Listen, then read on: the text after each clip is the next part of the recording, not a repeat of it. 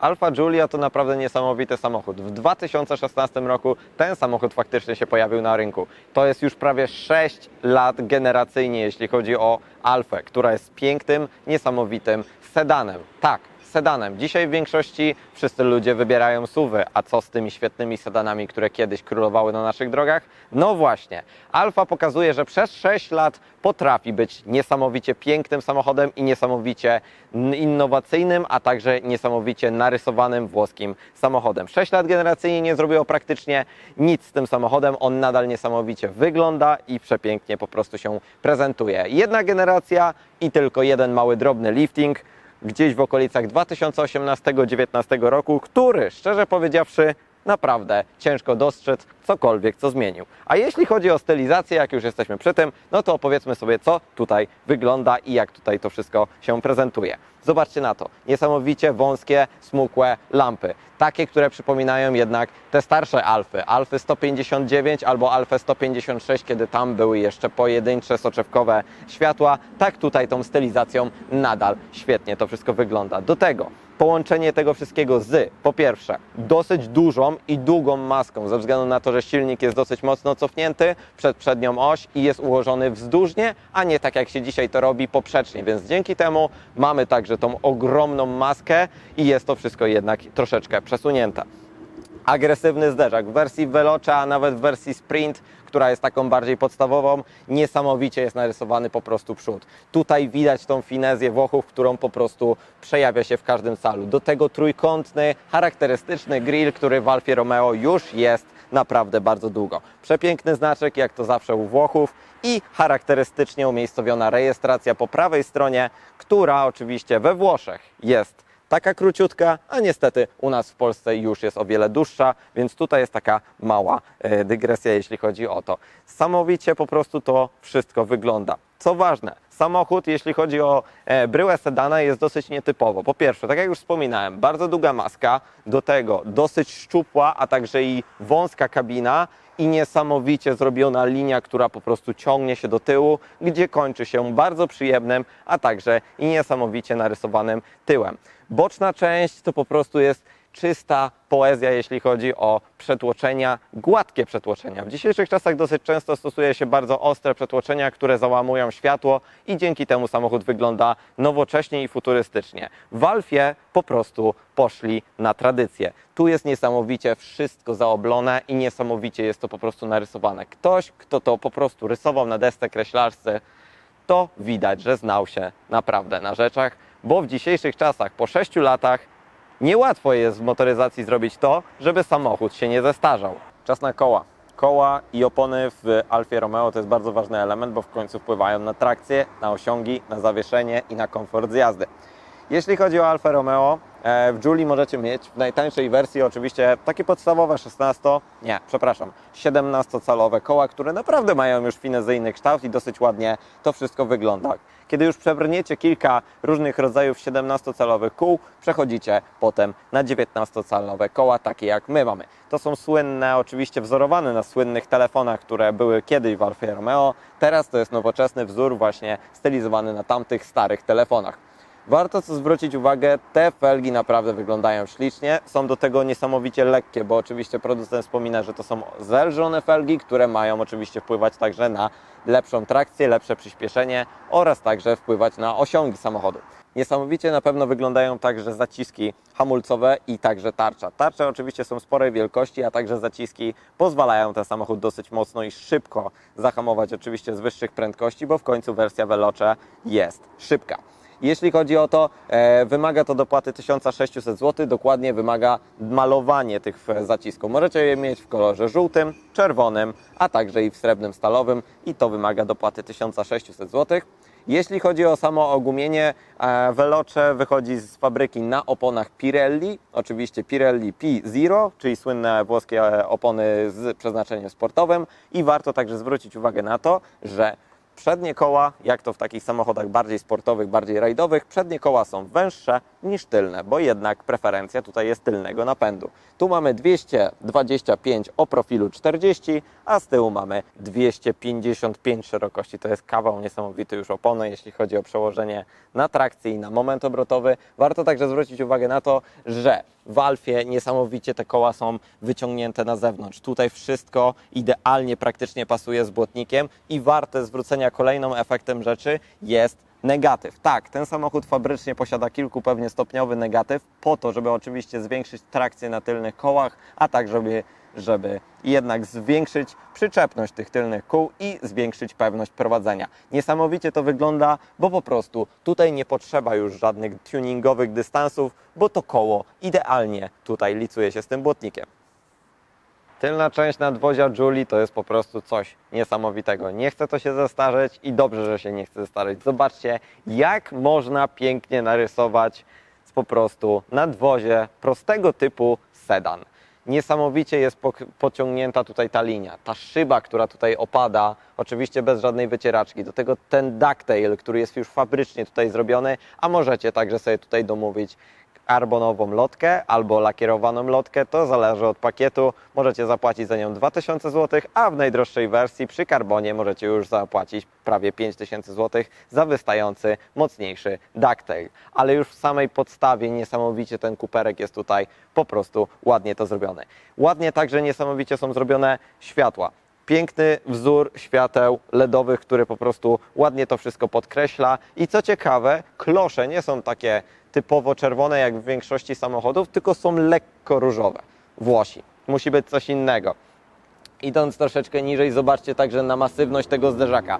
Giulia Veloce nie ukrywa troszeczkę tego, że jest samochodem już bardziej sportowym i ma trochę większą moc. Zobaczcie na ten zderzak, na te dwie ogromne końcówki układu wydechowego, które tutaj się prezentują i pokazują, że ten samochód ma trochę pazura. Oczywiście ładnie jest to zrobione, ale niestety troszeczkę także nie brzmi.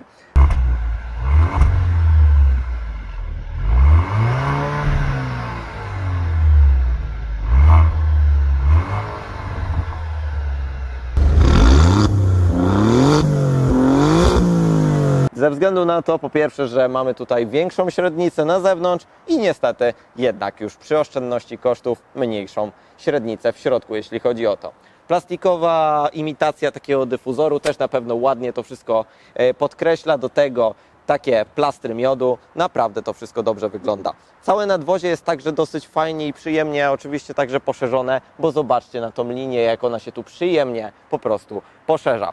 Jeśli chodzi o kolorystykę Giulii, bo to jest bardzo fajny element, ja sobie wyjmę pomoc, bo niestety włoskie nazwy, jeśli chodzi o kolory, to jest wyższa szkoła jazdy. Mamy takie podstawowe kolory, jeśli oczywiście znacie Alfę, no to w większości pewnie kojarzycie ją z koloru Alfa Red, który jest oczywiście podstawowym kolorem i nie wymaga dopłaty. Taki czerwony albo biały. Mamy także metalizowane kolory, takie jak w naszym przypadku mamy Vesuvio Grey. tak się nazywa ten kolor i niesamowicie się prezentuje, jeśli chodzi o takie białe scenerie, a także i niesamowicie prezentuje się tak, wiecie, dystyngowanie, ale najpiękniejszymi kolorami jest niebieski Misano Blue albo perłowe kolory złoty GT Orca, po prostu jest niesamowity. Jak ja go zobaczyłem pierwszy raz w salonie, po prostu padłem na ziemię, jak dobrze wygląda w połączeniu ze złotymi zaciskami. Ten samochód w takim złotym kolorze wygląda świetnie. A także i możecie sobie zamówić najciekawszy kolor, jeśli chodzi o paletę Jooley, kolor z najnowszej Jooley GT-AM i to się nazywa kolor Montreal Green. Taki niesamowicie żarówiasty zielony kolor i wygląda to po prostu przecudownie. Cała stylizacja Jooley to jest niesamowita ręka włoskich inżynierów, którzy po prostu świetnie to narysowali i designersko ten samochód nie chce się strasznie zestarzeć i dobrze, bo wygląda świetnie. Czas porozmawiać trochę o gamie silnikowej. W końcu mamy fajną wersję Veloce, to zobaczmy, co się kryje pod maską i co w ogóle jest dostępne, jeśli chodzi o Joolię. Zobaczcie na to, niesamowicie lekka maska. To jest tak leciutka maska, jak dawno nie miałem w ręku. Lekkie maski to są lekkie, jeśli chodzi o karbon, ale nie myślałem, że aluminiowa maska może być na tyle lekka. Tu widać oszczędności masy, bo potem to się przekłada także na prowadzenie. Co my tutaj mamy? W naszej wersji mamy dwulitrowy silnik generujący moc 280 koni i 400 Nm, jeśli chodzi o wersję Veloce. To jest silnik oczywiście, jeśli chodzi o tą wersję, to jest oczywiście silnik dwulitrowy, czterocylindrowy, turbo doładowany, generujący moc 400 Nm. I jest on połączony razem ze skrzynią 8-biegową marki ZF, czyli słynnym 8HP. Jedna z lepszych konstrukcji i lepszych połączeń, jeśli chodzi właśnie o silniki turbo doładowane.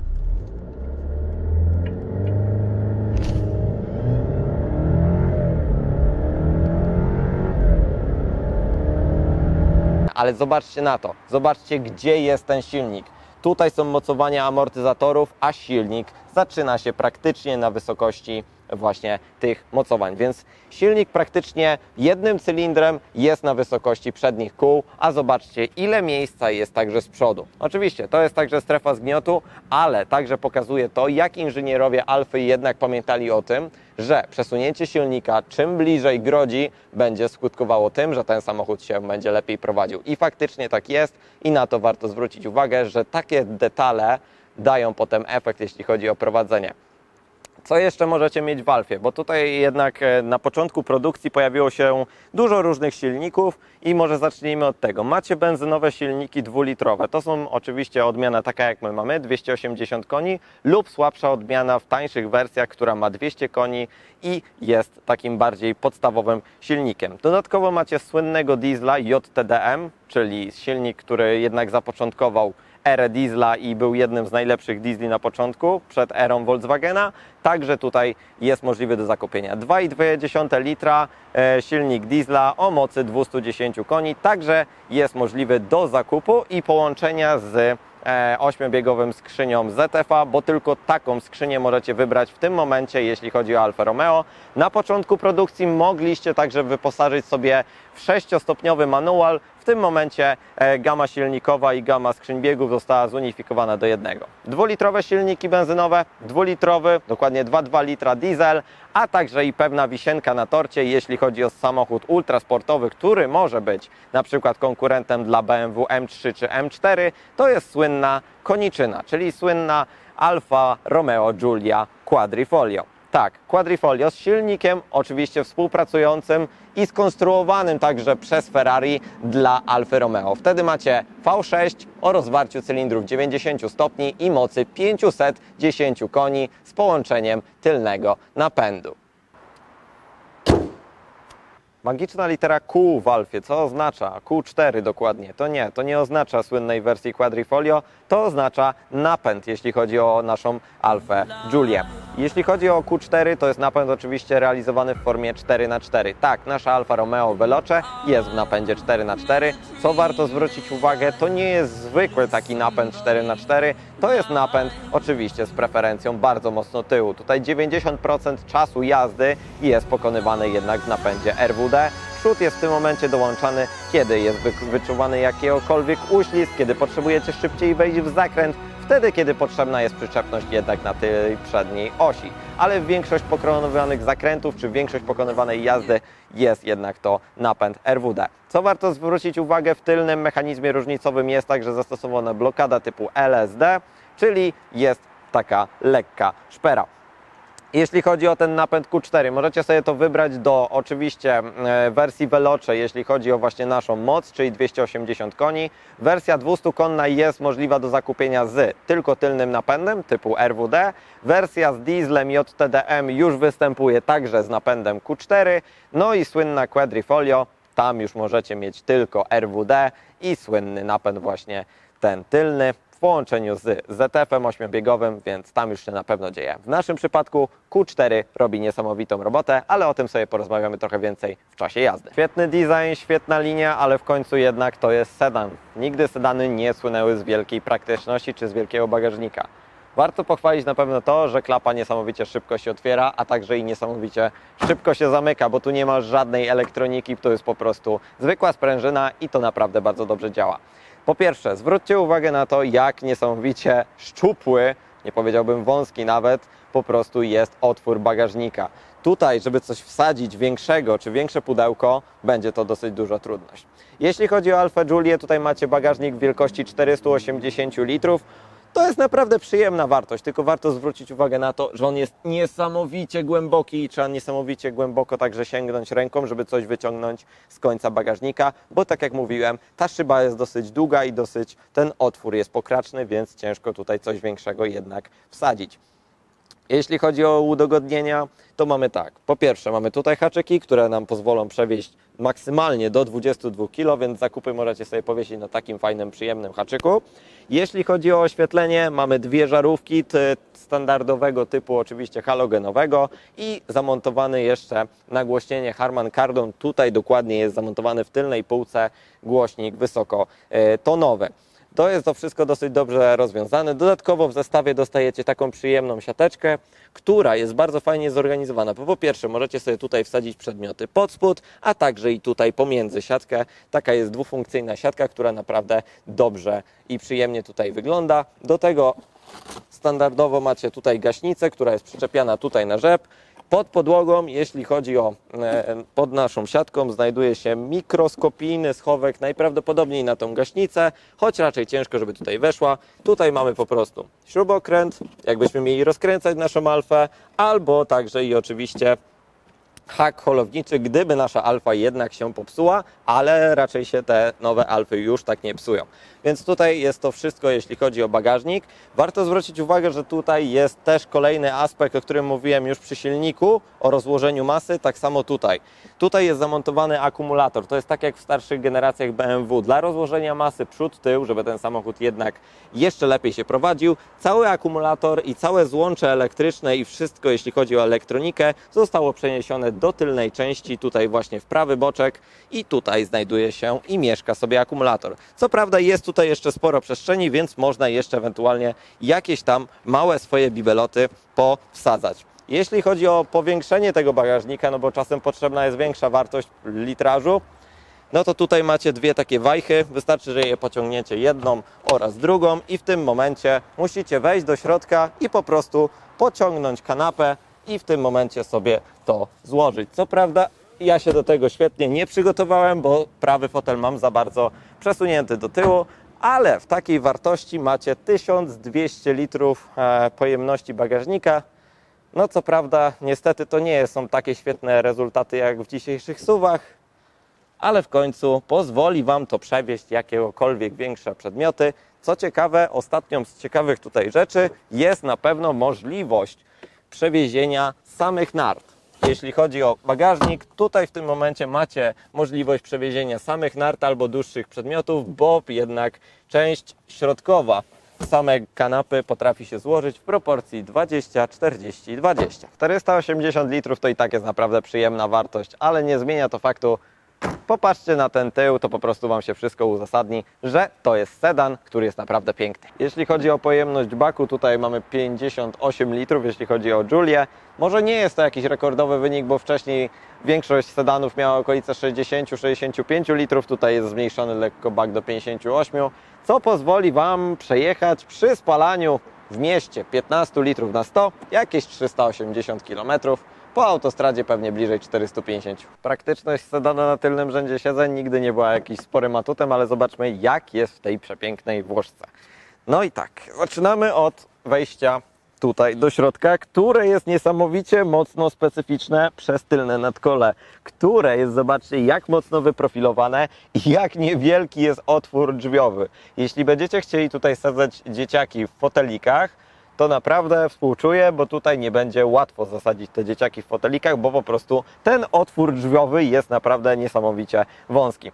Fotel ustawiony w tym momencie jest w trybie Easy Entry, którym oczywiście odjeżdża i to jest pewna mała bolączka Alfy, bo tego trybu niestety nie da się wyłączyć z pokładu, z ekranu multimedialnego. Ten fotel zawsze za każdym razem odjeżdża, więc jak macie tutaj naprawdę niesamowicie długą osobę z tyłu jadącą za Wami, to lepiej najpierw poproście o to, żeby ta tylna osoba wysiadła, a dopiero wy zgaście silnik, bo w tym momencie fotel odjedzie na spokojnie do tyłu i nie zmiażdży kolan, jeśli chodzi o pasażera, jeśli chodzi o tylny rząd. Jeśli chodzi o miejsce, no tak jak widzicie, 3 palce i bardzo dużo przestrzeni nad głową. Bardzo dużo przestrzeni nad głową i to jest bardzo dobry wynik. A jeśli chcecie przejść na prawy fotel, to niestety, jako że Alfa jest bardziej tylnonapędowa niż przednionapędowa, no to tunel jest tak dużej wielkości, jak w mało którym samochodzie. To chyba najbardziej widać po tych 6 latach generacji, że w dzisiejszych czasach te tunele najczęściej robi się niesamowicie płaskie albo się je bardzo zmniejsza. To w Alfie, zobaczcie, jak wysoki jest ten tunel. To jest cała dłoń wysokości, czyli około pewnie 12, jak nie 14 cm wysokości. Co do udogodnień, 2 Isofixy, oczywiście na takich plastikowych klapkach, które tutaj się podnoszą do góry. Macie ten Isofix na prawym fotelu, a także i na lewym fotelu, więc tutaj macie dosyć przyjemnie. Jeśli chodzi o taki podłokietnik, macie także duży, taki dosyć kapitański podłokietnik z 2 miejscami na kubeczki, które są naprawdę sporej jakości i wielkości, więc raczej kawa Wam się tutaj nie rozleje. Warto zwrócić uwagę także na naszej wersji na skórę, która jest bardzo dobrej jakości, a także jest przeszyta bardzo ładnie. Mamy czarną skórę w takiej szarawym odcieniu, a także w połączeniu z taką szaro-jasną nitką. Naprawdę to dobrze wygląda i to są naprawdę materiały jakości premium, które po prostu są przyjemne w dotyku i myślę, że po dłuższym czasie nie będą stwarzać także problemów.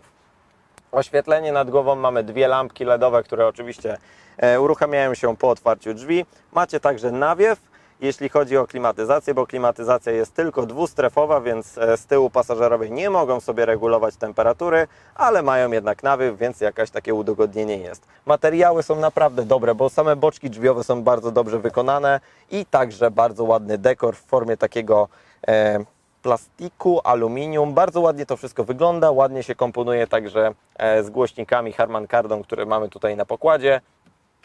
Jeśli chodzi o tylny rząd, naprawdę nie jest źle, jest po prostu trochę gorzej przy wysiadaniu i przy wsiadaniu. No i jest dobrze. Czas na wnętrze Alfy Romeo, a to jest chyba jej najprzyjemniejsze wnętrze i najprzyjemniejsze, co może także dać nam ten samochód. Zobaczcie na to. Po pierwsze, jakiej jakości są tu materiały. W naszym egzemplarzu jest także wyposażony w pakiet skórzany za okolice 11 tysięcy złotych, który oczywiście także polepsza te jakości materiałów, co także widać, więc warto wziąć pod uwagę zakup tego pakietu, bo tak, boczki drzwiowe są naprawdę bardzo przyjemnej jakości. Także podłokietniki są przyjemnie miękkie. Deska rozdzielcza jest obszyta przyjemną skórą, może nie jakoś super miękką, ale dosyć dobrze to wszystko wygląda. Tu już się pojawia taki gumowany plastik, który jest takiej jakości średniej i to się ciągnie tutaj przez całość. Niesamowitym elementem na pewno jest tutaj ta poduszka. Dla pasażera, a także dla kierowcy, który ma dłuższe nogi, to będzie świetny element. Warto także zwrócić uwagę na te dekory, które tutaj są przyjemnie zamienione, bo w wersji przedliftingowej był tu niestety czarny piano black, którego niestety w motoryzacji nie lubimy. W poliftowej wersji inżynierowie posłuchali nasz dziennikarzy czy właśnie klientów i tutaj się pojawiła taka przyjemna faktura. To nie jest metal, ale naprawdę bardzo przyjemnie imituje taką metalową strukturę. Taka wstawka także jest tutaj i tych elementów srebrnych także się tutaj pojawia sporo. Przycisk start-stop umiejscowiony na kierownicy, coś niesamowitego, jeśli chodzi o ten samochód. Fotel oczywiście podjeżdża do przodu po to, żeby ustawić idealną pozycję dla Was. Jeśli chodzi o kierownicę, niesamowicie sportowa kierownica, która po prostu świetnie tutaj sobie leży w dłoniach. Jest także bardzo dobrze wyprofilowana i jest z dobrej jakości skóry wykonana. Za nią niesamowitej wielkości łopatki. Zobaczcie, jaka to jest ogromna łopatka. To są takie same łopatki, jak znajdziecie w Maserati, czy także w Ferrari, bo to są te same elementy. Zimna, metalowa, duża łopatka aluminiowa z wygrawerowanym, laserowo nawet wyciętym tutaj plusem i minusem i po prostu działa to niesamowicie. Dwie łopatki do siebie i po prostu wrzucacie neutral jednym ruchem, a także po prostu drive wrzucacie sobie plusową łopatką po prawej stronie. Nie musicie za każdym razem sięgać do drążka. Wygląda to świetnie. Analogowość tego wnętrza także jest bardzo przyjemnym odskocznią od nowoczesnych samochodów, gdzie tych ekranów jest naprawdę dużo. Tutaj jest ta analogowość po prostu świetna. Tuby i do tego tradycyjne wskazówkowe zegary. Coś niesamowitego i coś pięknego. Wskazówka od obrotomierza, a także i pionowo stojąca w dół wskazówka prędkościomierza, to za każdym razem, kiedy go odpalacie, po prostu widzicie tą piękną animację od góry do dołu. To jest coś niesamowitego, co przypomina Wam starsze samochody i to jest po prostu świetne. Ta analogowość jest po prostu świetna. Komputer pokładowy sterowany tutaj z prawego tego przycisku, dosyć niefortunne miejsce.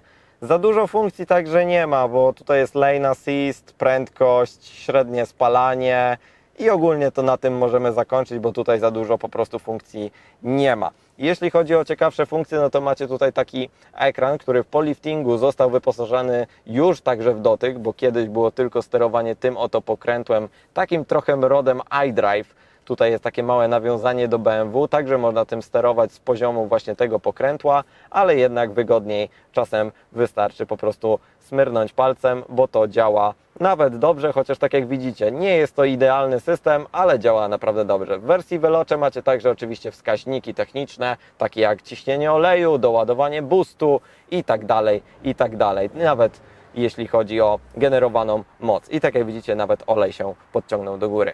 Dosyć dobrze to wszystko działa. Macie także tutaj możliwość podłączenia przewodowo Android Auto, Apple CarPlay przez to złącze, a także i przez złącza, które są umiejscowione tutaj pod podłokietnikiem. Kolejny akcent oczywiście włoska flaga pojawiająca się tutaj w okolicy drążka biegów, a drążek biegów już jest chyba Wam znany najbardziej właśnie z BMW. Tak, bo w końcu skrzynia ZF jest najczęściej stosowana w BMW i także ten drążek od marki ZF jest dosyć popularny i tak jak widzicie, sterowanie głośnością, a także i pokrętło od trybów jazdy, czyli słynne DNA w Alfie, macie także tutaj zrobione. Brakuje tutaj tylko trybu Race, który jest zarezerwowany niestety tylko dla wersji Quadrifoglio. Dużą pochwałę Alfa na pewno zasługuje na fotele. Fotele, które wyglądają dosyć komfortowo, ale także lekko sportowo i są niesamowicie sportowe i niesamowicie także dobrze trzymają na boki. Ale to wszystko zasługa temu, że po pierwsze macie sporo regulacji, jeśli chodzi o góra, dół i oczywiście odcinek lędźwiowy, który możecie sobie przesuwać góra, dół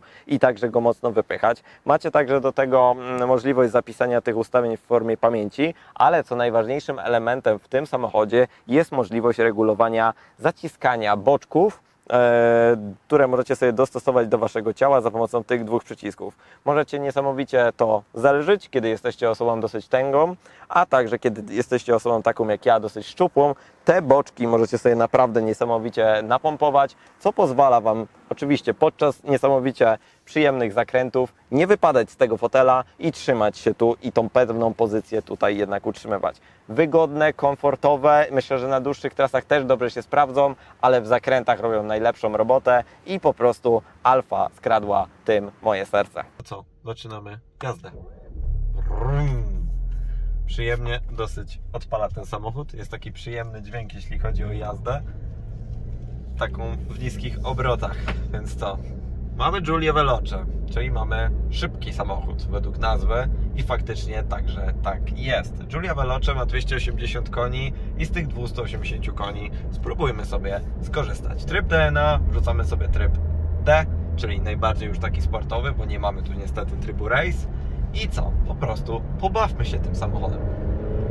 Bardzo fajne jest przyspieszenie, dosyć fajnie się to zbiera. Do tego te łopatki, które tutaj są, dają niesamowite wrażenia z jazdy. 8-stopniowa skrzynia ZF-a po prostu przebija te biegi kolejne po kolei. Co prawda nie jest to takie wydanie tej skrzyni aż tak mocno hardkorowe, jak na przykład było w F-Pace'ie. Tutaj jednak ta skrzynia jest troszeczkę bardziej ugładzona, ona nie kopie aż tak niesamowicie, nazwałbym to, nie wiem, łopatą po plecach. Tu jednak jest bardziej tak dystyngowanie, ale niesamowicie po prostu to działa. Do tego układ zawieszenia. Zawieszenie jest bardzo zaawansowane. Z przodu wielowahacz, z tyłu chyba podwójny wielowahacz, ale jest tego efekt. Jak dobrze ten samochód się prowadzi. To jest po prostu majstersztyk. Ten samochód tak słucha ręki, tak słucha nogi, że po prostu przechodzicie cały czas granicę dalej. Przesuwacie ją za każdym zakrętem dalej, bo zawieszenie na to pozwala. Po prostu jest coś niesamowitego. Dawno nie siedziałem w tak dobrze zestrojonym zawieszeniu w seryjnym samochodzie. Oczywiście Jaguary i jeszcze parę innych marek także mają niesamowicie precyzyjne układy kierownicze czy układy zawieszenia, ale tutaj mi się podoba to na tyle, że nazwałbym to takim starszym typem, tak jak kiedyś było w BMW. Ta przyjemność z jazdy też właśnie taka była i dosyć to wszystko było świetnie zestrojone.